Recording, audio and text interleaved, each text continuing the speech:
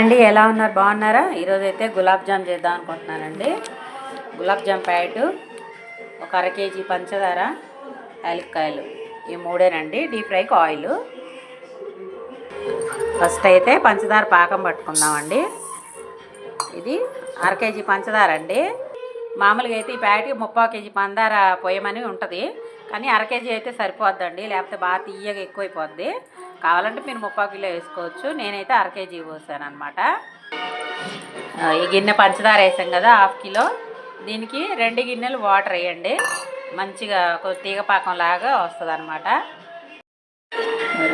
గిన్నె అర కేజీ గిన్నెతో కొలుసుకున్నాను అనమాట. 2 గిన్నెలు వాటర్ పోసి పెట్టానండి. ఇది కరగనివ్వాలి. తొందరగా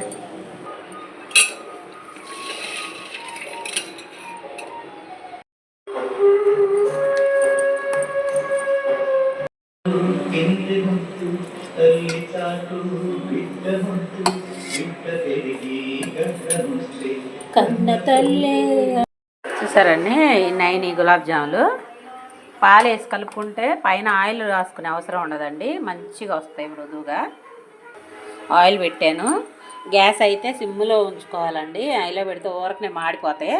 సిమ్లో పెట్టి తేలిగ్గా 2 ఆయిల్ వేడొచ్చిందండి.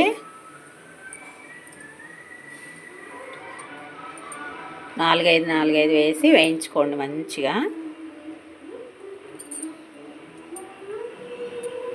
గ్యాస్ సిమ్లో ఉంది కదా, అందుకే నిదానంగా వేయించుకోవాలన్నమాట. మంచి కలర్ వచ్చాయండి.